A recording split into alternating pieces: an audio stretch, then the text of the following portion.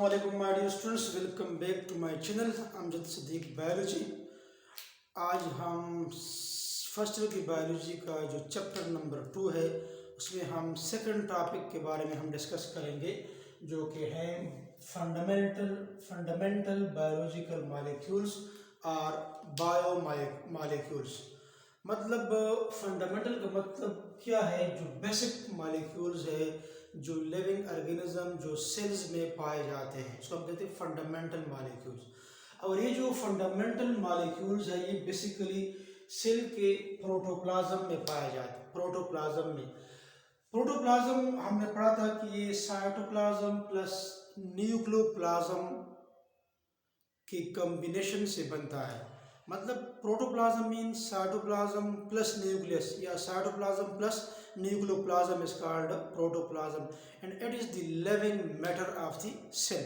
Previous lecture में भी हम इसके बारे में डिटेल से पढ़ चुके हैं। तो इधर आपके पास 5 fundamental molecules, 5 fundamental biological molecule दिए गए हैं। इसमें वाटर है, carbohydrates, proteins, lipids and nucleic acids.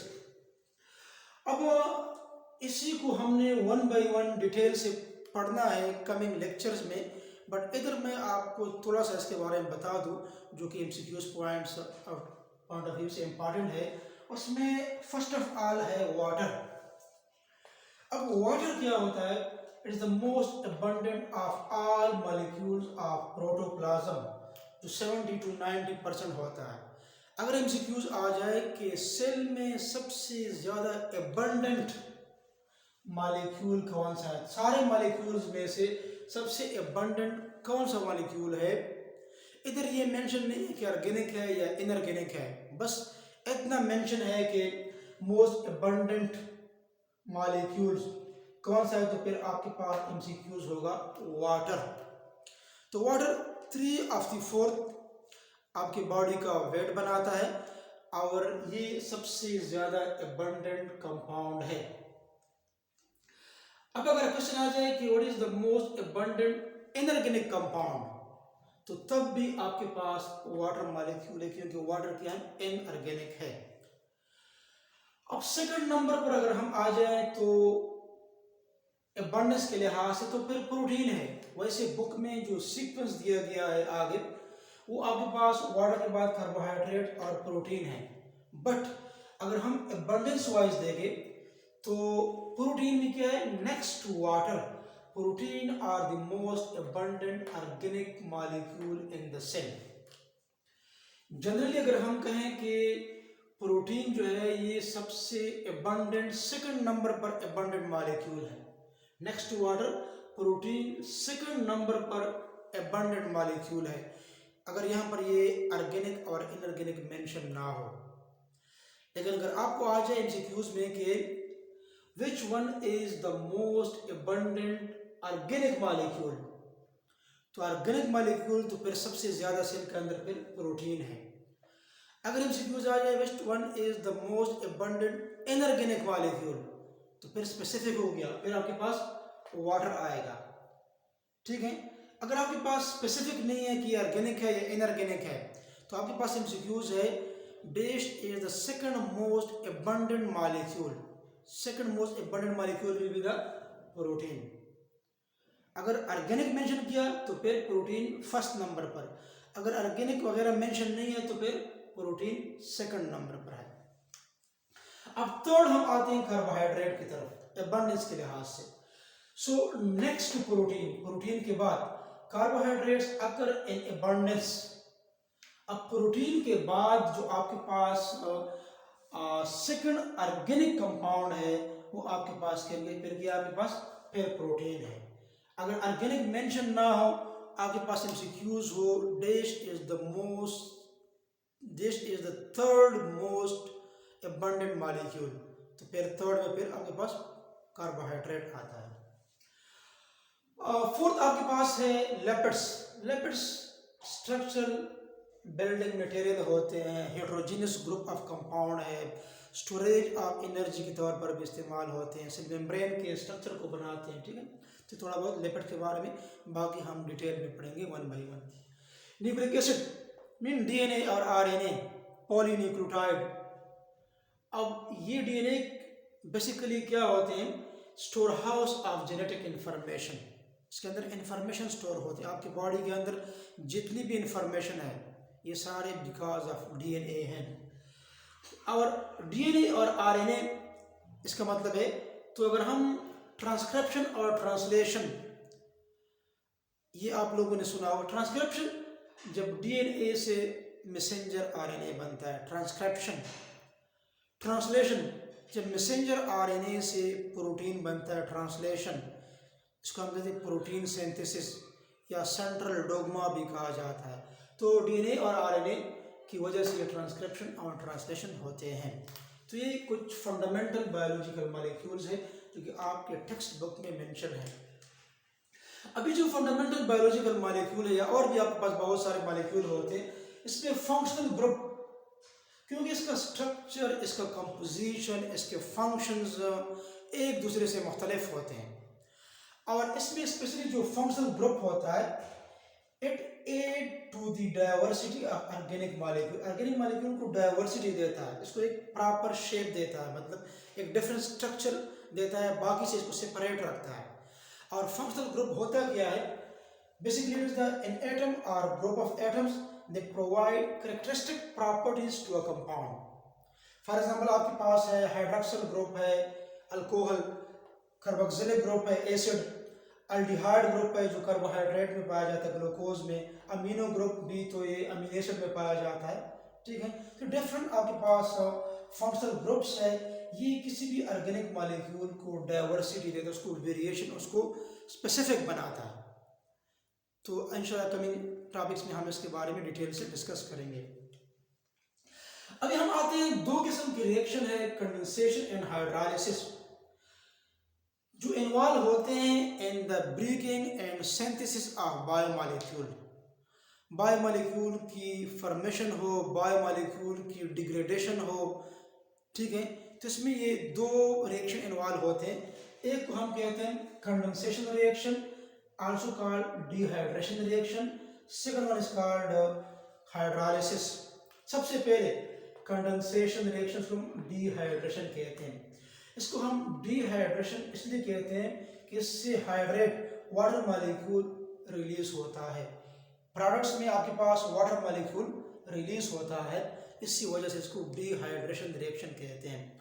तो बेसिकली इसमें क्या होता है कंडेंसेशन में कि आपके पास फॉर एग्जांपल देखिए, इधर हमने लिखा है कि ये एक अमीनो एसिड है आपके पास, this is the one amino acid, ठीक है, जो कि एक मोनोमर है। प्रीवियस लेक्चर में हमने पॉलीमर, मैक्रोमॉलिक्यूल, मोनोमर, माइक्रोमॉलिक्यूल के बारे में पढ़ा है, आप इसको देख सकते हैं। ये दूसरा अमीनो एसिड है, दोनों का सेम स्ट्रक्चर फार्मूला दिया गया, सेम स्ट्रक्चर दिया गया है। अब अमीनो एसिड के स्ट्रक्चर में क्या होता है, कार्बोक्सिलिक ग्रुप होता है COOH, COOH को हम COH, C double bond O, इस तरह भी आप हम इसको लिख सकते हैं। अल्फा कार्बन है, हाइड्रोजन R वेरिएबल ग्रुप है, और इधर अमीनो ग्रुप है। सेम ये स्ट्रक्चर मैंने रेड में शो किया है ताकि आप आसानी से डिफरेंशिएट कर सके कि ये एक अमीनो एसिड है, ये दूसरा अमीनो एसिड है, ठीक है। अब कंडेंसेशन रिएक्शन को हम डिफाइन करते हैं, इट इज द प्रोसेस और the type of reaction in which two monomers, two small units, two micromolecules, ठीक है, combine together and form a large molecule, a macromolecule, a polymer with the release of water molecule is called condensation or dehydration reaction. The process in which two monomers combine together and form a large polymer with the release of water molecule is called condensation or dehydration reaction. तो इधर देखिए, इसमें क्या होता है, ये जो एक अमीनो एसिड जो है उसमें OH of carboxylic group, basically ये COOH है जो मैंने इधर मेंशन किया है, क्योंकि इधर रिएक्टेड ये हिस्सा इधर रिएक्शन में हिस्सा नहीं लेता, ये फिर थर्ड अमीनो एसिड के साथ रिएक्शन में हिस्सा लेगा। तो the OH of carboxylic group of one amino acid react with the hydrogen of amino group of another amino acid तो एक अमीनो एसिड के कार्बोक्सिल ग्रुप का OH दूसरे अमीनो एसिड के अमीनो ग्रुप का हाइड्रोजन, ये आपस में रिएक्ट कर जाते हैं OH और H, तो H2O बनेगा इससे। तो ये प्रोडक्ट जो होते हैं इधर से, ये ग्रीन में जो मैंने शो किया है, ये वाटर मॉलिक्यूल एंड में रिलीज हो जाता है और ये देखिए सी डबल बॉन्ड के साथ डायरेक्टली इधर अभी नाइट्रोजन अटैच है, सी डबल बॉन्ड के साथ इधर नाइट्रोजन अटैच है, तो दोनों के दरमियान में पेप्टाइड बॉन्ड बन जाए। चूंकि ये अमीनो एसिड है, अमीनो एसिड आपके पास प्रोटीन बनाते हैं और प्रोटीन में कौन सा बॉन्ड बनता है, पेप्टाइड बॉन्ड। तो पेप्टाइड बॉन्ड के नतीजे में दो अमीनो एसिड कंबाइन हो गए, मतलब मीन्स मोनोपेप्टाइड आपके पास बन गया। दो अमीनो एसिड में सिंगल पेप्टाइड बॉन्ड बनता है तो मोनोपेप्टाइड बॉन्ड। अगर एक मतलब एक पॉलीमर, एक लेंथी चेन, लेंथी कंपाउंड आपके पास बन गया और पानी के मॉलिक्यूल भी रिलीज हो गए। ठीक है, तो ये आपके पास क्या है, ये आपके पास कंडेंसेशन रिएक्शन है। या आप इस तरह भी एग्जांपल दे सकते हैं, हम कमिंग टॉपिक है कार्बोहाइड्रेट में डाइसैकेराइड, कि उसमें हम पढ़ते हैं कि फॉर एग्जांपल आपके पास एक ग्लूकोज मॉलिक्यूल है प्लस दूसरा ग्लूकोज मॉलिक्यूल है, ये आपके पास दो मोनोमर्स है, कंबाइन होकर क्या बनाते हैं, maltose plus H2 water molecule release होता है। तो क्या आपके पास ये भी एक कंडेंसेशन रिएक्शन की एक एग्जांपल है। इस तरह भी आप दे सकते हैं, इस तरह भी आप दे सकते हैं। Second, hydrolysis. Hydro means water, lysis means splitting, water splitting. देखिए आपके पास, देखिए अब इसको हमने रिवर्स किया आपके समझने के लिए आसानी के हाथ में। ये जो आपके पास मोनोपेप्टाइड स्ट्रक्चर बन गया, ठीक है, इसको हमने इधर एज रिएक्टेंट लिया है, इधर एज रिएक्टेंट लिया है। इस पूरा का पूरा ये डाइपेप्टाइड बॉन्ड है, हमने इधर लिया है, तो एक मैक्रो मॉलिक्यूल है। ये वाटर मॉलिक्यूल इधर हम ऐड करते हैं, ठीक है, ये हम फायदा में आपके पास H2O हम ऐड करते हैं इसके साथ। इसी पानी की मौजूदगी में इसी मॉलिक्यूल को हम ब्रेक डाउन करते हैं, तो क्या हो जाता है, सेम ये जो OH है फॉर एग्जांपल, ये आपके पास फॉर एग्जांपल ये OH है, ये OH इसी C डबल बॉन्ड के साथ इधर अटैच हो जाएगा, मतलब इधर OH इधर आ जाएगा, OH इधर आ जाएगा और H जो है ये H ये इसके साथ आ जाएगा। तो आपके पास ये कंपाउंड डिसोसिएट हो जाता है। या आपके पास दोबारा देखिए वही C डबल बॉन्ड OH, ये OH ऐड हो गया, ठीक है, ये OH बेसिकली ऐड हो गया। और इसी अमीनो एसिड का जो अमीनो ग्रुप है, एक हाइड्रोजन वाटर के बनाने में यूज हुआ था, अब ये हाइड्रोजन दोबारा इधर ऐड हो गया। देखें ये, इसको हम इस तरह भी लिख सकते हैं कि फॉर एग्जांपल H2 को H, ये H दोबारा कंबाइन हो गया, ये वाला H। तो आपके पास फिर क्या बन गए, दो अमीनो एसिड, एक और ये दूसरा अमीनो एसिड। तो हम डिफाइन कैसे करते हैं हाइड्रोजन को, कि when a polymer, a macromolecule is broken down in the presence of water as a result of which monomers are produced are called hydrolysis, को हम हाइड्रोलाइसिस कहते हैं। तो इसमें पेपर में आ सकता है कि differentiate between condensation and hydrolysis. So ये आपका टॉपिक का, आप उम्मीद है आपको समझ आया होगा। अगर फिर भी आपको कोई मुश्किल है तो आप कमेंट बॉक्स में पूछ सकते हैं। अपने दुआ में हमें याद रखिएगा। अगर आपको ये लेक्चर पसंद आया है तो ज़रूर हमारे चैनल को सब्सक्राइब करें। अल्लाह हाफिज़।